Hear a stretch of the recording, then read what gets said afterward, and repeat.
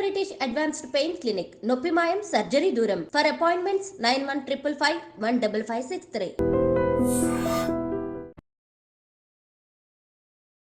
నమస్కారం, welcome to I dream. ధర్మ మార్గం విత్ విజిత కార్యక్రమానికి స్వాగతం.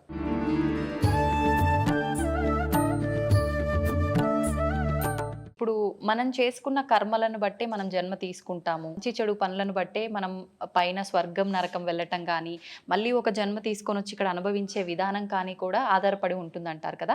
అయితే ఇప్పుడు ఒక మనిషి జీవం కోల్పోయిన తర్వాత ఆత్మ వెళ్తే పైకి వెళ్ళి అక్కడ ఏదో ఒకటి అనుభవిస్తూ ఉండాలి, స్వర్గంలోనో నరకంలోనో. కానీ ఎందుకు ఇలా దుష్ట శక్తుల రూపంలో, ప్రేతాత్మల రూపంలో మన చుట్టుపక్కల ఇప్పుడు మీరు చెప్పినట్టుగా తిరుగుతున్నాయంటారు?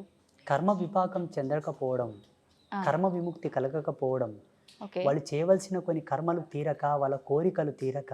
అందుకే సనాతన ధర్మం అన్నీ చెబుతూ కూడా ఒక మాట చెప్పింది. ఏంటి? ఎప్పటికెప్పుడు నువ్వు సత్యం అనే భావన, నేనే సత్యం అనే భావన నువ్వు తెలుసుకో. నువ్వెవరో తెలుసుకో, నువ్వేంటో తెలుసుకో. అంతర్ముఖుడవై ఏ భవబంధములు కూడా శాశ్వతము కాదని, దేని యందు అనురక్తి కలగక, వ్యామోహం కలగక, అన్నిటినీ విసర్జీకృతంతో భావన చేస్తూనే బ్రతుకు. అన్నీ నీవే, చివరికి నావి కావనుకునే సత్యంతో కూడా బ్రతకని చెప్పింది మన ధర్మం. అట్లా కోరికలు పెట్టుకొని వ్యామోహంతో మరణించే వాళ్ళు పోరు, ఆగుతారు. మరి వాళ్ళ పరిస్థితి ఇక వాళ్ళ యొక్క వంశజులు ఉంటారు కదా, తగిన పూజలు, హోమాలు, శాంతులు, దాన ధర్మాదులు చేసి వాళ్ళకు ఉత్తమ స్థితిని పంపించగలగాలి.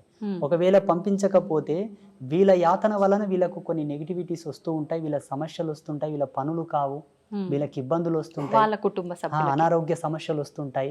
ఎక్కువ రోజులు పితృదేవతలు గనక వేదన పడుతూ ఉంటే వీళ్ళకి పిల్లలు కలగరు.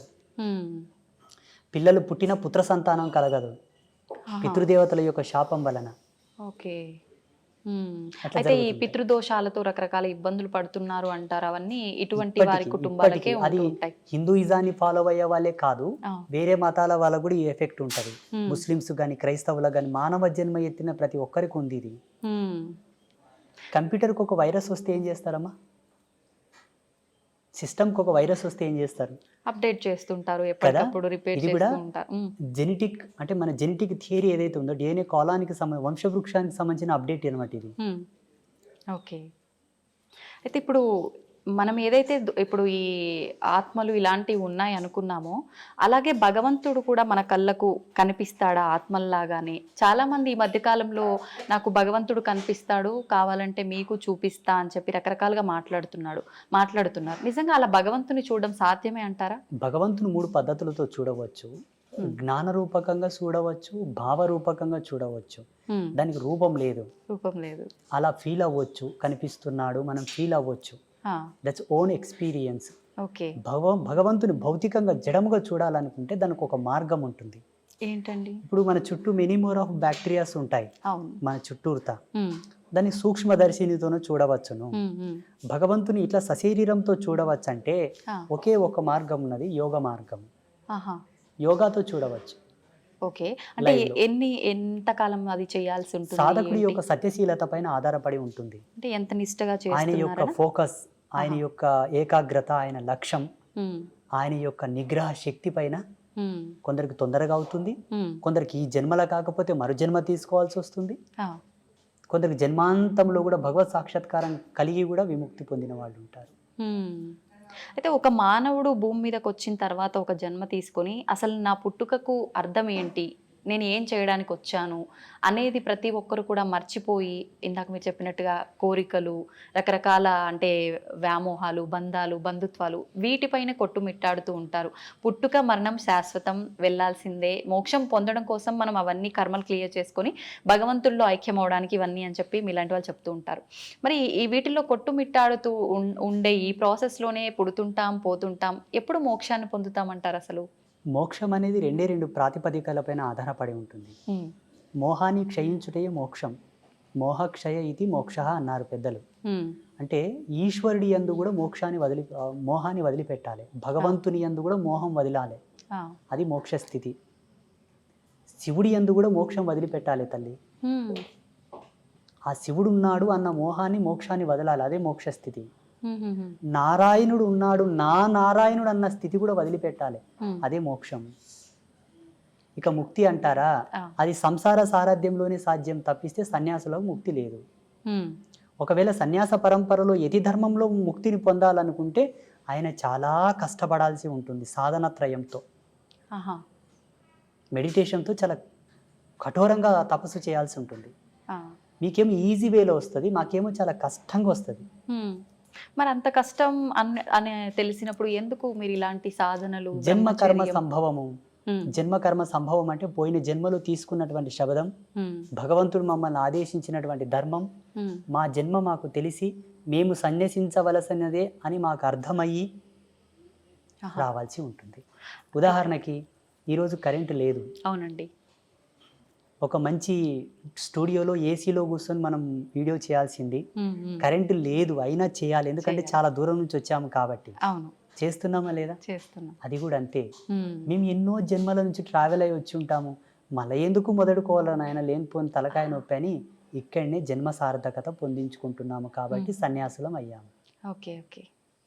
అయితే స్వామీజీ, కారణ జన్ములు అంటుంటారు. అసలు ఎవరు ఈ కారణ జన్ములు అంటే నిజంగా ఉంటారా? లేదు అంటే సనాతన ధర్మం గురించి మా లాంటి వారికి మంచి మంచి విషయాలు తెలియజేసే మీలాంటి వారిని కారణ జన్ములు అనొచ్చా? ఎవరిని అనొచ్చు అంటారు అసలు? లేదు, మనకు జన్మత్రయములని ఉన్నాయి. కర్మజన్మ, కామజన్మ, కారణ జన్మ. 3 కర్మజన్మలు అంటే ఏంటమ్మా? జీవితాంతం కష్టపడుతుంటారు కానీ వృద్ధి చెందరు. కారణం పితాపితరులు చేసిన పాపాలు మిగిలిపోయి ఉన్నాయి, వాళ్ళు పుణ్యం చేసుకోగానే చచ్చిపోయినారు, అవి మన మీద పడ్డాయి. అందుకే కష్టపడుతున్నాం కాబట్టి ఆ కర్మలు దూరం చేసుకో, నీవు సన్మార్గంలోకి వస్తావు, లాభ పొందుతావు, సుఖపడతావు. అప్పులు రావు, రోగాలు రావు, ఇబ్బందులు రావు, బాధలు ఉండవు. కామజన్మ. కామజన్మ అంటే కేవలము సంభోగ ధర్మాన్ని ఆస్వాదిస్తూ కామ కోరికలతో ఉండి పిల్లలు సంసారం అనే వ్యామోహం లేకుండా అదేదో పిచ్చిగా జంతువులు కదా సంభోగం చేసినట్లు సంభోగం చేసి పిల్లల్ని కంటే పుట్టే పిల్లలు కూడా కామ పిల్లలే పుడతారు. హిరణ్యకశప హిరణ్యాక్షుల్లాగా. ఆయన చెప్తాడు, అమ్మా ఓ సతీ, ఇది సమయం కాదమ్మా, ఈ సమయంలో మనం తగదు, ఇది సంధ్యా సమయం అన్నా ఆమెకు కామం ప్రబలి కావాలంటే కావాలన్నదికే కామ సంతానం పుడుతుంది. వాళ్ళు ఎలా ఉంటారు? కామ సంతానం అంటే తల్లికి చెల్లికి భేదం తెలియక ఆడవాళ్ళ చేతుల్లో ప్రాణం పోయేటటువంటి పిల్లలు పుడతారు. సమాజంలో జరుగుతుంది కదా. ఇప్పుడు ప్రియాంక రెడ్డి హత్య కేసులో 4 చచ్చిపోయారు కదా, ఆ జన్మలు దీని కిందికే వస్తాయి. కామ జన్మలన్నీ కూడా ఆడవాళ్ళని కూడా ఒక బొమ్మలాగానే చూసే కాన్సెప్ట్ తో పుడతారు. చిన్న చిన్న పిల్లల పైన కూడా వీళ్ళంతా ఈ కేటగిరీ కిందికే వస్తారు. ఇక కారణ జన్మ అంటారా? కారణ జన్మ కేటగిరీలో Narendra Modiji first person. And second, నేను ఈ మధ్యలో అనుకుంటున్న నా అనుభవం ప్రకారం ఎవరి వ్యక్తిగతం వాళ్ళ ఇష్టం, నా వ్యక్తిగతం నేను అనుకుంటున్నంత వరకు పవన్ కళ్యాణ్. ఓకే, మీకు వేరే విధంగా అర్థమై ఉండొచ్చు, 3 పెండ్లాలు ఇట్లా అట్లా సినిమా స్టారు రంగేసుకొని ఆటాడినోడు అట్లా ఇట్లా మీరు అనుకోవచ్చు. ఒక్క మెతుకు సార్లు తల్లి అన్నం అయ్యిందా లేదని చూడ్డానికి అన్నమంతా పిస్కా కర్లా. ఆయన కొన్ని మాటలు విన్నాను నేను పవన్ కళ్యాణ్వి, చాలా అద్భుతమైనటువంటి విజనరీ ఉన్న వ్యక్తి, సనాతన ధర్మం గురించి, హిందూయిజం గురించి. అటువంటి వ్యక్తి అవసరం ఇప్పుడు ప్రస్తుత కాలంలో. అటువంటి ఆలోచన దృక్పథం కలిగిన వాడు కారణజన్ముడే. సామాజికంగా కారణజన్ములు మోదీజీ, పవన్ కళ్యాణ్. ఆధ్యాత్మికంగా చెప్పవలసి వస్తే బ్రహ్మశ్రీ సామవేదం షణ్ముఖ శర్మ గారు, చాగంటి కోటేశ్వరరావు గారు, గరికపాటి నరసింహారావు గారు, వదిపర్తి పద్మాకర్ గారు, వీళ్ళు ఆధ్యాత్మికమైనటువంటి కారణజన్ములు. యోగ సంధాన కర్తృత్వంలో కారణజన్ములు అంటే శృంగేరి జగద్గురువులు, చిన్నజీయర్ స్వామి వారు, శ్రీమాన్ చిన్నజీయర్ స్వామి వారు, ఇంకా కొంతమంది యతీంద్రులు, యోగులు, సిద్ధ పురుషులు, మఠాధిపతులు, పీఠాధిపతులు అందరూ కూడా యోగ పురుషులు. వాళ్ళు యోగ సంధాన కర్తృత్వంతోనూ వాళ్ళు కారణజన్ములు. వీళ్ళు భగవత్ సాన్నిధ్యానికి దగ్గరగా ఉన్నవాళ్ళు. వాళ్ళు శివైక్యం చెందిన తర్వాత ఈశ్వరునిలో లీనమయ్యేవాళ్ళు వీళ్ళందరూ. ఇది ఫైనల్ స్టేజ్ ఇన్ కారణ జన్మ. వీళ్ళందరూ మోక్షం పొందడం. ఇంకా వాళ్ళకు మోక్షము ముక్తి లేదమ్మా, చాలా ఫైనల్ స్టేజ్. వీటికన్నా పెద్ద స్టేజ్ లో ఉన్నారు వాళ్ళు. ఇట్లా 3 జన్మలు ఉన్నాయి మనకు. మీ గర్భవాసము నందు మీ కడుపులో కూడా ఇంతటి గొప్ప వాళ్ళు కారణ జన్ములు, పుణ్య జన్ములు పుట్టాలనుకుంటే తప్పకుండా సనాతన ధర్మాన్ని ఫాలోఅప్ చేయండి. సనాతన ధర్మంలో కూడా మెనీ మోర్ ఆఫ్ కన్ఫ్యూజన్స్ ఉన్నాయి, రకరకాల సాంప్రదాయాలు. ఏవి పాటించకండి, సదాచార సంపన్నులై విరాజిల్లండి. ఈ సదాచారం మనకి ఎక్కడ దొరుకుతుందమ్మా అంటే దేవీ భాగవతంలో దొరుకుతుంది. దేవి భాగవతం భగవతి విరచితం. సాక్షాత్తు త్రిమూర్తులకే చెప్పినది అమ్మవారు. మీరు త్రిమూర్తులు సుప్రీం గాడ్స్ అని మీరు కొలుస్తున్నారు. అవునండి. త్రిమూర్తులకే జగదంబ గీతోపదేశం చేసినది. ఆ జగదంబ చేసినటువంటి గీతోపదేశమే శ్రీకృష్ణ పరమాత్మ వారు ఆ యొక్క గీతను అర్జునుడికి ఉపదేశించాడు. అది భగవతి గీత. భగవతి గీత, భగవతి చెప్పిన గీత భగవద్గీత. ఓకే, అర్థమవుతుందా? అర్థమైందండి. మీకు ఒక ఫోటో నేను పంపిస్తాను, దీని మీద స్క్రీన్ మీద స్క్రోల్ చేయండి. అలాగే. కృష్ణ పరమాత్మ జగదంబను చూపుతూ అర్జునునికి గీతోపదేశం చేస్తాడు. ఆ ఫోటో బయటికి రిలీజ్ చేయరు చాలా మంది, ఎందుకంటే పక్షపాతం. అక్కడ స్త్రీమూర్తి హైలైట్ అవుతుంది కదా. అవును అవును. వద్దు, మాకు అది వద్దు. దేవుళ్ళ విషయంలో కూడా పార్షియాలిటీస్. లేకపోతే ఇప్పటికీ ప్రతి సందర్భములో అవును అవును. యజ్ఞమూర్తి ఎవరు, మంత్రతంత్ర అధిష్టాన దేవత ఎవరు, వేదమాత ఎవరు? అమ్మవారి గుళ్ళకు శోభ లేదు తల్లి. దక్షిణ భారతదేశంలో ఉంది, ఎందుకంటే దక్షిణ భారతదేశంలో ఆధ్యాత్మికతకు స్వతంత్రత ఉన్నది కాబట్టి. ఉత్తర భారతదేశంలో ఉన్న శక్తిపీఠాలన్నీ వెలవెలబోతున్నాయి తల్లి. అది నా బాధ. సెంట్రల్ గవర్నమెంట్ గనక అధికారం ఇస్తే భారతదేశంలో శక్తిపీఠాలకు ఉండే వైభవం ఏ దేవాలయానికి ఉండదు. నేను కట్టించి చూపిస్తాను స్వచ్ఛందంగా. అమ్మవారి గుడి అంటేనే ఒక అద్వితీయమైనటువంటి అజరామరమైనటువంటి కళాఖండముల చేత విరాజిల్లేటట్టుగా నేను కట్టిస్తాను. కానీ ఉండాలి. పేరులోనే అర్థం ఉంది కదా, శక్తి పీఠం, అది భూమికి శక్తి. అవునండి. ఎర్త్ ఫిట్ లాగా పనిచేస్తుంది అది. మన భౌగోళికమైనటువంటి ఈ భూప్రపంచాన్ని కంట్రోల్ చేసేటువంటివి. మళ్ళీ అమ్మవారు అందుకే నన్ను పుట్టించిందేమో అనుకుంటాను నేను. నా భావన, నా వ్యక్తిగతమైన భావన. మీ భావన కాదు, నా భావన. చూద్దామండి ఏమవుతుందో. మీరు అన్నట్టుగా ఆలోచించడం కాదు, ప్రతి ఒక్కరు మనసులో ఉన్నదే. ఆడవారిని కొంచెం చిన్న చూపుగా చూస్తుంటారు. ఎవరింట్లో వాళ్ళకే కొంచెం చిన్న చూపు ఉంటుంది. సమానంగా సంపాదించినా, సమానంగా గౌరవం ఇచ్చినా, ఏ రకంగా అయినా కూడా ఉంది. ఇప్పుడు మీరు చెప్పేదాన్ని బట్టి చూస్తే, అంటే ఈ పీఠాలు ఇవన్నీ అయితే మేము రీసెర్చ్ చెయ్యము, తిరిగి చూడం కాబట్టి, అంటే అమ్మవార్ల ఆలయాల పైన కూడా ఇంత వివక్ష ఉంది స్త్రీ అని ఉంది. మీరు ద్వాదశ జ్యోతిర్లింగాల దేవాలయాలు చూడండి. అవును. అష్టాదశ శక్తి పీఠాల దేవాలయాలు చూడండి. అవును, మీకు లైవ్లు ఇప్పుడే కనిపిస్తాయి కదా. పురుష దేవుళ్ళకు సంబంధించిన కాన్సెప్ట్ ని ప్రవచనకర్తలు అలా చెప్పారు. ప్రవచనకర్తలు చెప్పడం ద్వారా ఇప్పుడు జనాలది ఏం తప్పు లేదమ్మా. మాలాంటి వాళ్ళు ఏం చెప్తే అది వింటారు. మీరు ఇంతకుముందు అన్నారు కదా, ఎవరు వచ్చి ఏం చెప్తే అదే వింటారు గురూజీ జనాలు. మరి ఎటు పోవాలి జనాలు అన్నది మీరు అడిగారు, చూసారు, అది సత్యమే. అలా వెళ్ళిపోయారు. కానీ వేదాంత తర్క సంవాదం యొక్క మూలం చెప్పన, మంత్రతంత్రాల యొక్క మూలం చెప్పన, అమ్మను ఆశ్రయించిన వాడే ముక్తిని పొందగలడు. ఇది సత్యం. అందుకే కదా త్రిమూర్తులు ఆమె పాదాల అక్కడ పడుతున్నారు. ఇప్పుడు చూడండి, ప్రపంచంలో ఎక్కువ శాతం పురుషులందరూ కూడా స్త్రీలలాగా మారుతున్నారు. స్త్రీలు పురుషుల్లాగా తక్కువ మారుతున్నారు. అవును అవునండి. లింగ మార్పిడి చేసుకొని అధిక సంఖ్యాకులు పురుషులు స్త్రీలలాగా అవుతున్నారా, స్త్రీలు పురుషుల్లాగా అవుతున్నారా? పురుషులే స్త్రీలలా అవుతున్నారు. పురుషుడు యథార్థంకి వస్తున్నాడు కాబట్టి అది సత్యం. కానీ అలా జరగడం మంచిది కాదు. ఇది సృష్టి విరుద్ధమే కదా. విరుద్ధమే. అలా మారకూడదు.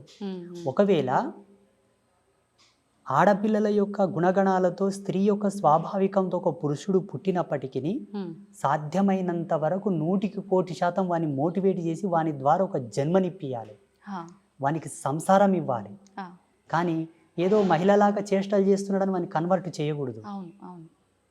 ఇప్పుడు అందరూ అలాగే అయితే జగత్ సృష్టి ఎట్లా జరగాలి తల్లి? అవునండి. మీకు జన్మనిచ్చిన తల్లిదండ్రులు కూడా ఇట్లా చేసుంటే మీరు పుట్టేవాళ్ళ? అవును అవును. అది మనకు కావాల్సింది. 100% ప్రయత్నం చేయగా కూడా వాళ్ళు మాడలేదంటే ఈశ్వరార్పణంగా చేసేసేయండి, తప్పులేదు. ఇది నా అభిమతం. ఏమంటారు? కరెక్టే అండి. వాస్తవమా కాదా? వాస్తవమే. అది ఎంతసేపు బ్రతికినా మీరు యాంకరింగ్ ధర్మంలో, ఎలక్ట్రానిక్ మీడియా ధర్మంలో వాళ్ళు, సన్యాస ధర్మంలో నేను, సమాజం అంతా కూడా భావి తరాలను దృష్టిలో పెట్టుకొని బ్రతకండి.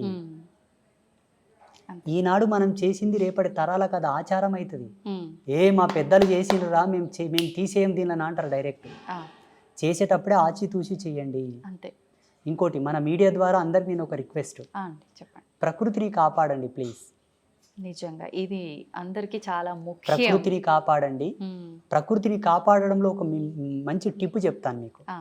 మీ పిల్లల పుట్టినరోజులున్నా, మీ పుట్టినరోజులున్నా, మీ పెద్దల యొక్క తద్దినాలున్నా, దినకర్మలున్నా, ఏదన్నా ఫ్రీ ప్లేస్ ఉంటే అది రోడ్డు పక్కన అక్కడిక్కడ కాకుండా ప్రతి ఒక్కరు ఒక 10 చెట్లను నాటండి. అవును. అవసరం ఉంటే తప్ప చెట్లు కొట్టొద్దు. అవసరం ఉంటే తప్ప కొండలు, గుట్టలు, పర్వతాల జోలికి వెళ్ళవద్దు. అవసరం ఉంటే తప్ప ఆనకట్టలు కట్టవద్దు. ఎక్కడికక్కడ నీళ్ళని ఫ్లో చేసి పెట్టకండి. విదేశాలలో ఉన్న ఆనకట్టలను కూల్చివేస్తున్నారు ఇప్పుడు. అవునండి. చెరువులను పూడ్చకండి, నదులని ఇబ్బంది పెట్టకండి, కలుషితం చేయకండి. నేచర్ మనకు సహజ సిద్ధంగా ఇచ్చినటువంటి అమృత తుల్యముని వల్ల మనం పాడు చేసుకుంటే భావితరాల్లో బ్రతకలేము. ఆల్రెడీ ఇప్పటికే చాలా పొల్యూషన్ అయిపోయింది, ప్రకృతి చాలా పాడైపోయింది, దానివల్ల రకరకాల అనారోగ్య పరిస్థితులు కూడా ఏర్పడ్డాయి. ఒక దౌర్భాగ్యం చెప్పనా, నదులను దేవతలుగా పూజించే మన దేశంలో నదులన్నీ కలుషితమయ్యాయి. నది యొక్క విలువ తెలియని దేశంలో అయితే ప్యూర్ ఉన్నాయి, మళ్ళీ ఆ నీళ్లు తాగడానికి కూడా పనికిరావు. ఇది దౌర్భాగ్యం భారతదేశంలో. ఇలా కావడానికి కారణం ఏంటో తెలుసా, సనాతన ధర్మం ఇంకా కూడా స్వతంత్రతను పుంజుకోలేదు అనుకుంటాను నేను. సనాతన ధర్మానికి స్వేచ్ఛ లేదని అనుకుంటాను నేను. ఉండగలిగితే ఈ నదులెందుకు ఇట్లా కలుషితం అవుతాయి, ఆ దేవాలయాల మీద ఎందుకు దాడి జరుగుతుంది? అవునండి. జగదంబ నాకు ఒక అవకాశం ఏమని చెప్పండి, అమ్మవారిని. తప్పకుండా అండి, కోరుకుందాం అందరం. మీరు కోరండి, నేను అడిగితే ఇవ్వట్లేదు. అవునా? మీ అంతటి సాధువులు అడిగితేనే ఇవ్వలేదు, నేను అడిగితే ఇస్తుందంటారా? నీకెందుకురా వెళ్ళా, నువ్వు ఊక నాతో జపం చేసుకొని కూసరా అంటది అమ్మ. అవునా? బహుశా మీలాంటి వాళ్ళు అడిగితే ఇవ్వచ్చేమో. నాకు గనక అమ్మవారు అవకాశం ఇస్తే నేను ఏం చేస్తానో తెలియనా? చెప్పండి. గోవుని జాతీయ జంతువుగా ప్రకటిస్తాను. సెకండ్, ఈ భారతదేశంలో ఉండేటటువంటి సహజ వనరులు, జీవనదులు, పర్వతాలు, అరణ్యములనన్నిటినీ కూడా ధర్మమూర్తుల యొక్క ఆధీనంలో ఉండేటట్టుగా రాస్తాను. ఎందుకంటే ధర్మమూర్తులకంతా దూరదృష్టి కలిగి ఉంటుంది. నదుల్లో కలుషితాలు కలవనివ్వరు, చెట్లని కొండల్ని కొట్టనివ్వరు, ఆపుతారు. ఎందుకంటే పర్వతాలను పూజిస్తాం మనం, చెట్లను పూజిస్తాం మనం, నదులను పూజిస్తాం కాబట్టి వాటి జోలికి వెళ్ళనియరు. ప్రసిద్ధ పీఠాలు ఉన్నాయి, శృంగేరి జగద్గురువులు ఉన్నారు, పెద్ద పెద్ద పీఠాధిపతులు ఉన్నారు. ఆ ప్రదేశం అంతా కూడా వీరి ఆధీనంలో ఉంచేటట్టుగా నేను చట్టం తీసుకొస్తుంటే, దీన్ని అంతా నువ్వు కంట్రోల్ చేయాలని చెప్తుంటే. ఇప్పుడు మీరు చేసే ఈ సాధనలు వీటన్నిటి వల్ల ఈ మార్పులు సాధ్యం కావంటారా? ఖచ్చితంగా చట్టం చేతిలో ఉండాలంటారా? 100% సాధ్యం అవుతుంది. కాకపోతే సామాజికమైన మర్యాదలు కొన్ని ఉన్నాయి కాబట్టి. వెనకతలకు ఒక స్వామీజీ, నాలాంటి స్వామీజీ ఒక యజ్ఞం చేసి యజ్ఞశక్తిని ధారపోసాడు, లోక వినాశనం అవుగాక అని. అందులో వాళ్ళ శిష్యులు కూడా ఉన్నారు, వాళ్ళు కూడా పోయారు. అంత జ్ఞానం తెలిసిన ఆయన కూడా అక్కడ తప్పు. ఈ తపస్సులు, మంత్రబలము, మంత్ర ప్రయోగములు కూడా కొన్ని ధర్మాలతో చేయబడతాయి కాబట్టి ఎలా చేద్దామన్నా అందులో అందరూ ఉంటారు. అది కదా వచ్చింది ముప్పు, ముందు వెనక ఆలోచించాల్సి. అది అశ్వత్థామ కదా బ్రహ్మాస్త్రాన్ని ప్రయోగించాడు కానీ వెనక్కి తీసుకోవడం తెలియదు ఆయన. అట్లా ఎన్నో మూలాలు బతికే ఉన్నాడంటారు, ఇది నిజమేనా అండి? మీరు ఒకవేళ హిమాలయస్లో ఒక సిటీ ఉంది, ఒక ప్లేస్ ఉంది, అక్కడికి వెళ్తే ఆయనతో మీరు ఫోటో కూడా దిగవచ్చు, సెల్ఫీ. నిజమా? -60 degrees సెల్సియస్లో చలి ఉంటుంది అక్కడ, -60. మరి ఒకవేళ వెళ్తామంటే కెమెరామ్యాన్ మీరు వెళ్ళండి. అది ఎలా సాధ్యపడుతుంది అంటారు? గడ్డగట్టి పోము అక్కడే అడుగు పెట్టిన దగ్గర లేరు అనడానికి అవకాశం లేదు. సప్త ఋషులు ఉన్నారు, యోగ పురుషులు, సిద్ధ పురుషులు, మహావతార్ బాబాజీ కూడా ఉన్నారు ఇప్పటికీ. చాలా మంది యతీంద్రియులు, సిద్ధ పురుషులు ఉన్నారు. లేరు అని మీరు కొట్టిపాడేయకూడదు, ఎందుకంటే మీకు అనుభవం లేదు, మీరు చూడలేదు. మేము చూసాము కాబట్టి ఉన్నారని చెప్తున్నాము. వాళ్ళని ఇక్కడికి తీసుకొస్తామంటే తీసుకొస్తాము. ఈ యొక్క తపోజ్వాలకు తట్టుకొని ఉండే శక్తి ఈ మానవాళికి లేదు. పిట్టలు రాలిపోయినట్టు రాలిపోతుంటారు వాళ్ళు వస్తూ ఉంటే. అది సత్యం. అంతటి ఎనర్జీ ఉంటుంది వాళ్ళ స్పిరిచువల్ ఎనర్జీ. సంతోషం అండి, చాలా మంచి మంచి విషయాలు అయితే మా అందరికీ తెలియజేశారు. మరొక మంచి ఎపిసోడ్లో ఇంకా కొన్ని విషయాలు మీతో మాట్లాడాలని ఆశిస్తున్నాను. ధన్యవాదాలండి. ఐ డ్రీమ్ మీడియా ప్రేక్షకులకు అందరికీ ఒక సన్యాసిగా, ఒక బ్రహ్మచారిగా మా యొక్క ఆశీస్సులు. ధర్మం పట్ల నిలబడండి, ధర్మాన్ని కాపాడండి. ధర్మం తల్లి వంటిది. మన తల్లి మనకెంతో ముఖ్యమో ధర్మం అంతే ముఖ్యం. ధర్మం అంటే హిందూయిజం కాదండి, ప్రకృతి. ప్రకృతి మానవాళికి ఉపయుక్తమైనటువంటి ఆచారం, రూల్స్, వీటన్నిటిని కాపాడితే భావితరాలకు మనం ఇచ్చిన వాళ్ళం అవుతాం. దయచేసి మా మొరను ఆలకించండి. లోకా సమస్త సుఖినో భవంతు. శుభం భవతు.